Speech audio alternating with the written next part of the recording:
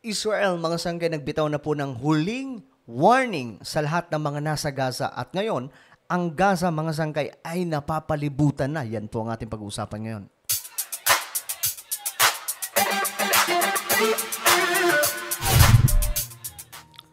So ito mga sanggay, meron po tayong balita ngayon, update ulit, no?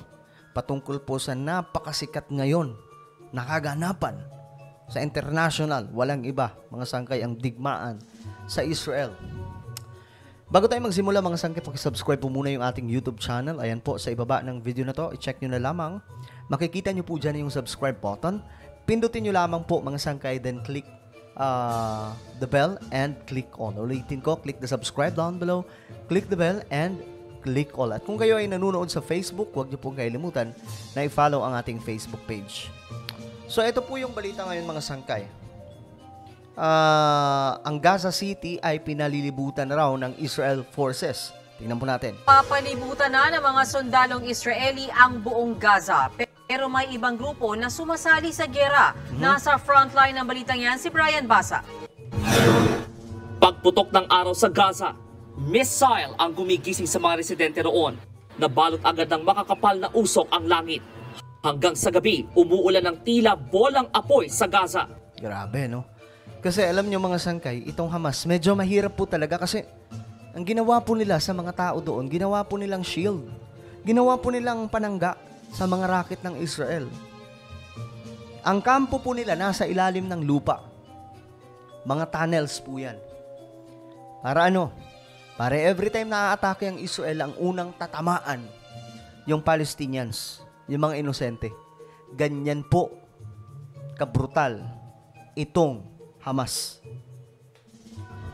Ayon sa Israeli military, napapalibutan na nila ngayon ang buong lungsod ng Gaza at handa raw silang tugisin ang anilay mga terorista.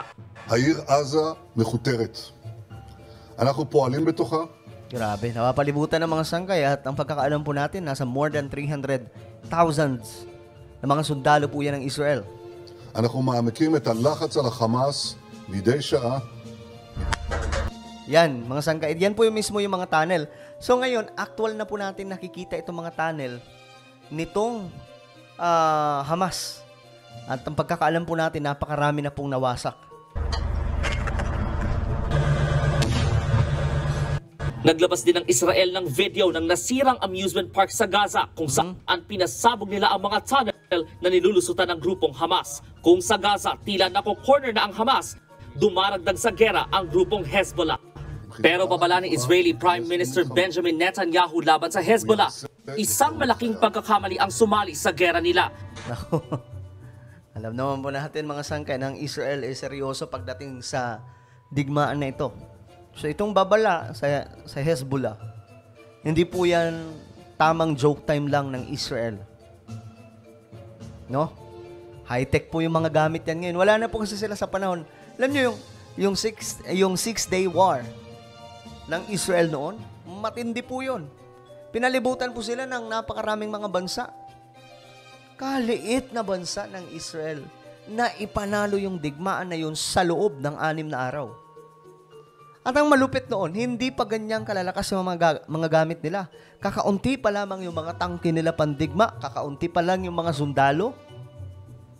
Pero guys, natapos po nilang yung gera, tinalo lahat ng mga bansa na kalaban nila sa loob lamang ng Israel, sa loob lamang po ng 6 na araw.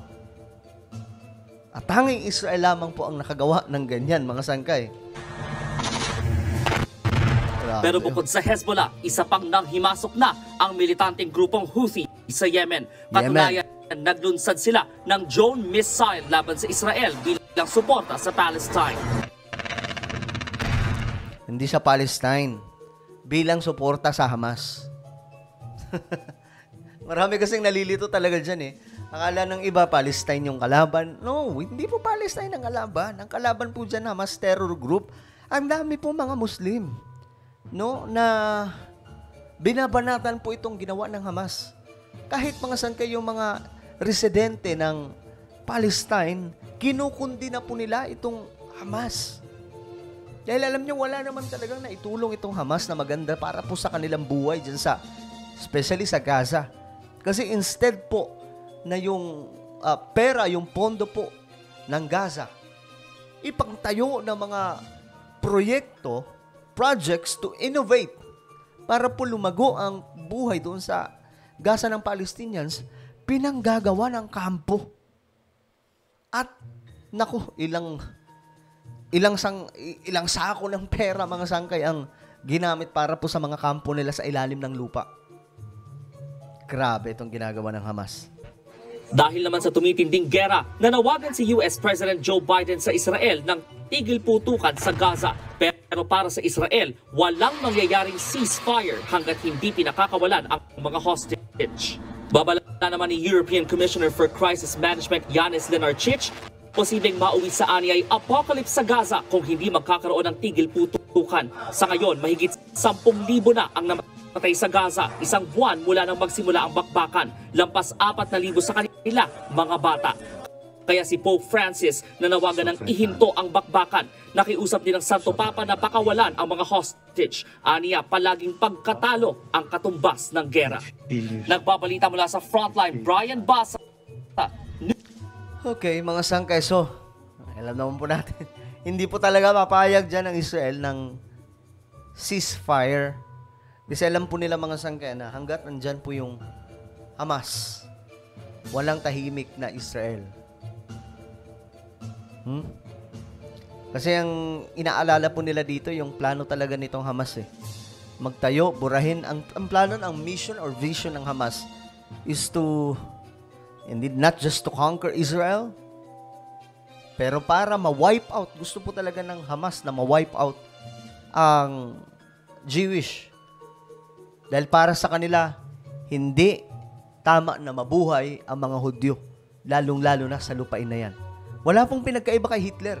Diba si Hitler nga po, 6 na milyon ang pinatumba ng mga Hudyo. So ngayon nga, mga sangkay, nagbigay na po ng babala ang Israel. Huling babala na lang po yun. Ang pagkakaalam ko, yan na po yung final warning sa lahat po ng mga nasa Gaza. Kasi napapalibutan na po yung Gaza ngayon. Yung part ng northern part, kung saan andun po yung napakaraming kampo ng Hamas. So, ang ng Israel, pakiusap ngayon, huli na. Umalis na lahat ng tao sa Gaza.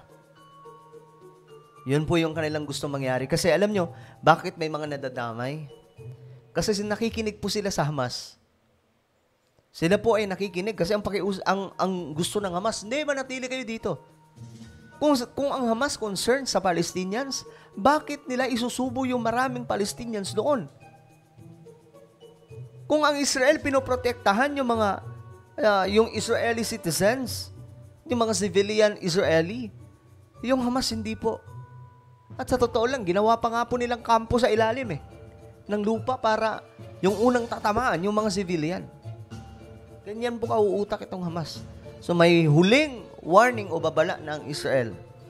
Kung hindi pa rin po sila aalis dyan, since nadidetect po ng Israeli advanced defense or mga kagamitan po nilang pandigma, mga sangkay, nadidetect yung mga kampo sa ilalim ng lupa.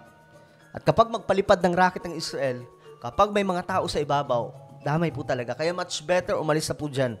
Kasi ang tulong naman ng Israel para po sa Palestinians tuloy-tuloy. Ang Hamas wala pong naitutulong. Ni singkong duling, wala po ang Hamas na itutulong sa Palestinians. Sinong tumutulong? Israeli government. Okay, Israel, kung napanood nyo yung isa kong video, doon nyo po makikita, truck mga sangkay ang pumapasok doon sa may part ng southern Gaza para po tulungan yung mga Palestinians dahil nga po sa malaking problema na kinakaharap ng both Israel and Palestine. Well, ano po ang inyong komento, mga sangkay? Just comment down below. Now, guys, I invite you, please subscribe my YouTube channel, Sangkay Revelation. Hanapin niyo po ito sa YouTube, then click the subscribe, click the bell, and click all. Kung po ay magpapaalam, hanggang sa muli, this is me, Sangkay Janjan. Palagi niyo pong tatandaan that Jesus loves you. God bless everyone.